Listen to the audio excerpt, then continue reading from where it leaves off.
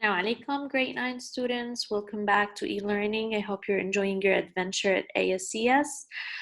Today's grammar lesson will going to be about participial phrases. Let's look first at our learning intentions and success criteria to ensure what we're going to learn by the end of this video. So inshallah, you'll be able to identify and locate participial phrases and sentences, and you're going to be able to add and use your own participial phrases in your own writing. How are you going to do this? You're going to be able to identify participles and show how they can appear in a sentence. You're going to be able to define participial phrases and identify them in a sentence. And inshallah, you're going to be able to use your own participial phrases in your own writing to develop your thoughts. Okay, so before we talk about participial phrases, we need actually to define the participle, as it is the basic foundation of a participial phrase. So what is a participle? Basically, a participle is a form of a verb that functions as an adjective in a sentence. So it is a form of a verb, but it functions or behaves as an adjective in a sentence.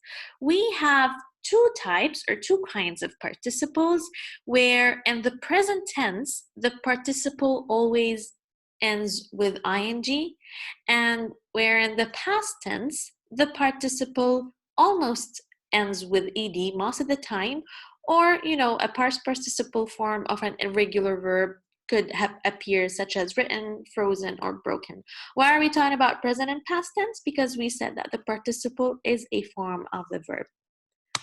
Okay, how does a participle look like? Let's look at the examples that we have on the screen.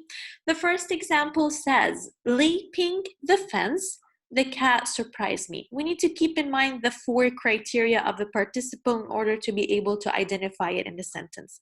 So remember, the participle is a form of a verb. It ends with ing or ed most of the time.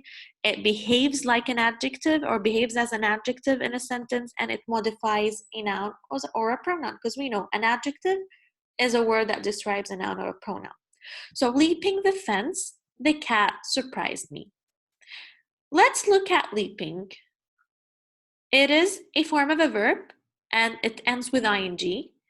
So it looks like a verb. And what does it describe? It actually describes the cat, because leaping the fence, the cat surprised me. Who was leaping the fence? The cat. So leaping is actually describing the cat. Surprise cannot be a participle because it's a main verb. The cat surprised me. So leaping here is my participle. Let's look at another example. Defeated teams should congratulate the winners. Defeated, it is a form of a verb. It is ending with ed, and it is actually behaving as an adjective because it's describing the noun teams. So teams here are defeated. It looks like a verb. It is an adjective or behaves as an adjective that is describing the noun team. So this is my participle. So make sure that you're keeping the 4 criteria in mind in order to be able to identify the participle, because once you identify the participle correctly, then it's easier to identify the participial phrase.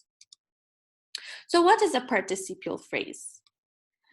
Now, a participial phrase is basically a phrase that begins with a participle, and also it contains other related words such as nouns, pronouns, adverbs, adjectives, and sometimes prepositional phrases. So let's look at some examples to see how or what does a participial phrase look like. The example in front of us is outwitting the hounds, the raccoons easily escaped. Now we're able to identify our participle, which is outwitting. It is the participle, and it's basically describing the raccoons on how they were easily escaping. The hounds relates to outwitting, and it tells what was outwitted, right? So this is an extra noun that is related or contained or, next to the participle. Outwitting the hounds, then, is the participial phrase. And what you need to know about participial phrases, they are phrases that tell more information and give additional information to the main sentence. So if you look at the raccoon easily escaped by itself, it is actually a complete, meaningful sentence. But outwitting the hounds is a participial phrase that tells additional information about the raccoons, because the raccoons are being described here. Let's look at another example. I saw her fishing contentedly. Fishing is the participle as per our explanation before, because fishing is describing her. What was she doing? She was fishing. So this is the participle. Contentedly is related to fishing because it describes how she was fishing. How was she fishing? Contentedly. So fishing contentedly is the participial phrase because it tells me how she or her was fishing.